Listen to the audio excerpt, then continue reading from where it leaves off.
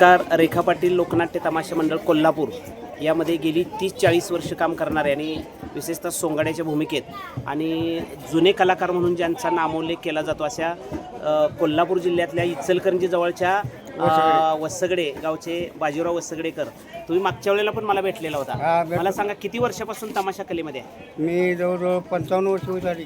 बरं, काय उद्देश याच्यात यायचा? काय उद्योग कसं म्हणजे कसे कोणी आणलं तुम्हाला याच्यात? पहिलं कसं मला जरा नाटकाचा नाद लागला होता शाळेत असताना. बरं, हां. पण नाटकामुळे माझं शिक्षण बी झालं नाही काय नाही. बरोबर. शिक्षण झालं नसल्यामुळे मग तमाशा आमच्या गावचा तमाशा निघाला. नारायण वसडेकर म्हणून बोरगावकरांची सोंग ऐकून होतं. हां. त्यांनी तमाशा काढला. मग आम्ही ऐकत बसायचं रेशल दाराच्या बाहेर, दार लावून त्यांच्या आत रेशल असायची. मग मला एक दिवशी त्यांनी बघितली दाराच्या बाहेर बसल्या. अरे पोरगं दाराच्या बाहेर दररोज बसतंय म्हणजे. त्यावेळेला आमचे बापू रामारे वगैरे सगळे होते. सुगंधा सावळकर झालं, सुदाम सावळकर, हे त्यांची रेशल चालायचं. मग बाहेर मला बघितल्यावर मला आतमध्ये इकडे त्याचा काय काय चाललं. मग त्यांचं जे काम होतं का नाही म्हणजे ती मी बोलून दाखवायचं, असं राजा केला असं ते बोलले होते. मिळायला पोरके कलाकार होते, याला घेऊया आपल्यात. आम्हाला घेतलं कलाकार म्हणून पण आम्हाला डांबर रवायला होतं त्यांच्या तमाशात. नारायण वसगडेकर किंवा शिवराम बोरगावकर यांच्याशी खूप तुम्ही जवळ गेला. हो. शिवराम बोरगावकरांच्यात गेला होता? त्यांच्यातच दिवस काढले जास्त. किती वर्ष?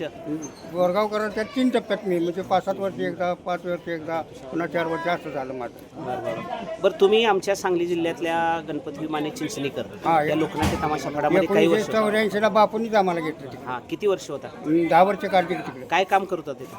हे सोंगाड्याचंच काम करायचं. आमच्या दोघांच्या बारे असायचे. गणपत टोकले माझ्या जोडीला असायचा आणि दुसरे जोड म्हणजे आमच्या सैफुद्दीन महाबरी म्हणून एक आणि पांढरा चांदोरकर, याचं दोघं सोंगाडे रंगबाजीला इकडे चालायचे. मग कधी कधी गणगवळून काम करायचं मला. हो. मावशीचे काम वगैरे करायला लावायचे त्यावेळेला. म्हणजे तुम्ही गणपती विमानांच्या तमाशामध्ये 91 पर्यंत होता, 5-6 वर्ष होता शेवटपर्यंत? होय, 93 पर्यंत. 93 पर्यंत. 93 म्हणजे अकाताईच्या नावावर निघाला. हां. बरं, ह्या सगळं पुन्हा नंतर तेव्हापासून कुठं पुन्हा?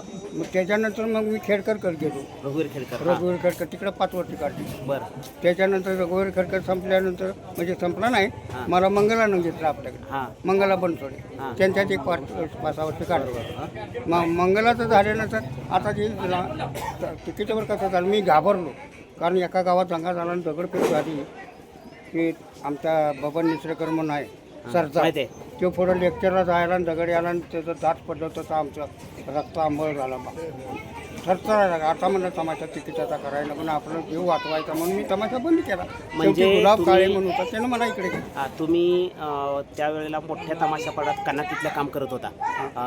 रघुभाऊकडे 5 वर्ष, मंगलताईकडे 5 वर्ष तुम्ही काम केलेलं आहे. त्या तमाशापडात आलेला वाईट अनुभव बघून तुम्ही गावभर आपलं आणि त्यामुळे तुम्हाला गुलाब ढालेवाडी, गुलाब आपल्या यांनी गुलाब काळे यांनी तुम्हाला या पार्टीत आल्यानंतर मोठ्या तमाशाने या तमाशात फरक काय हो? मोठ्या तमाशात कसं मोजकच हो. तिथं कसं आपल्या हातात आहे, किती बोलायचं किती नाही ते आपल्याकडे आहे. लोकांना काय पाहिजे ते आपण द्यायला पाहिजे आणि प्रतिसाद वेगळा आहे. मनमोकळेपणा आहे. तिकीटाचा प्रतिसाद वेगळा. बारकं पोरकं सुद्धा तिकीट काढलेलं त्यांचं आम्हाला ऐकून घ्यावं लागतं. तसं इथं काही नाही. इथं तो हे गबच म्हणतोय आम्ही, तसं त्याला म्हणू शकत नाही आम्ही. हो. असं आम्हाला कसं पब्लिकच्या हातात आम्हाला जायचं नाही. आता आम्ही वय झालं आमचं, बाबा तो मोठा म्हणायचं आणि बसायचं. बघा आम्हाला जे येते ते आम्ही करणार. आता तुझ्या म्हणण्याप्रमाणे म्हणलं तर आम्हाला जमायचं नाही म्हणून आम्ही स्पष्ट सांगून टाकू. बरं, तुम्ही अनेक वगनाट्यात पण कामं केली. त्यातला तुम्हाला अनुभव भरपूर आहे. हो. बापू बिरू वगनाट्य जे बापू बिरूंचं होतं ते कुठल्या पार्टीत होतं? ती मंगला बनसोडीकडे काढलं. त्याच्यात काय काम करत होता? त्यावेळेला मी असताना ते नव्हतं वगनाट्य. आमच्या असताना ते बाळूमामाचं वगनाट्य काढलं त्यावेळेला मी त्यांच्यात पुजाऱ्याचं काम करत. बरोबर. म्हणजे मी त्या काळात नव्हतो. मला फक्त एक सांगा, तमाशा कलेनं तुम्हाला काय दिलंय? कलेनं माझं चांगलं केलं, भरपूर दिलं मला. कारण माझी पोरं मी शिकवली. मी राजा कधी काढली नाही, कारण माझ्या पाठीमागं कुटुंब आहे, का पोरं वगैरे. मला मुलं 2 झाली, एक मुलगी झाली. संसार प्रपंच माझा सगळा ह्याच्यावरच चालला. कारण माझ्या घरात कोण हे झाले नव्हतं. माझे वडील होते, बँड मास्टर होते ते. मग त्यांनी थकल्यानंतर त्यांचं काही नाही, त्यांच्या प्रपंचात म्हणजे मी वायला झालो होतो. आईवडील वाहिले, मी व्हायला. मग माझा प्रपंच ह्या तमाशावरच झाला. मग 2 मुलांचं शिक्षण म्हणा, पोरगीचं शिक्षण, लग्न कार्य सगळं या माझ्या पोरीचं लग्न ह्या बाईनं करून दिलं म्हणावं. पैसे मला दिलं. चांगलं काम केलं. हो. आणि यांचा चांगल्याच कामाला प्रत्येक वेळेला मला ह्यांचा पैसा उपयोगाला आला. ॲडव्हान्स घ्या की यांच्यानं माझी एक खोली तयार झाली. या बाईच्यामुळं माझं चांगलं झालं. या बाईला नावं ठेवता येणार नाही मला. रेखा पाटील कोल्हापूरकर यांनी अनेकांना मदत केली, अनेकांनी कलाकारांनी सांगितलेलं आहे, म्हणजे त्या खूप गरज असेल त्यावेळेला मदत करत राहतात. कलाकाराची जाण घ्यायच्या बाईना. कोण कलाकार कसा आहे चांगले कळकलं, कोणाची अडचण आहे ती नाही कधी म्हणणार नाही. असलं तर 2 पैसे नाही दर बाबा म्हणणार. असलं त्या बाईचा स्वभाव आहे. आणि म्हणून तमाशा अजून चाललाय की ना बिचारीचं. तिच्याकडे कोण गरीब माणसं वगैरे किंवा लेखापरीकार आमच्यासारखी कोणतं ठिकाण करणार त्यांचा हिशोब ठेवायचं. आडाणी बाई आहे होती. आता पोरगी काय शिकलेली, आता आधी पोरगी येत नव्हती पहिला.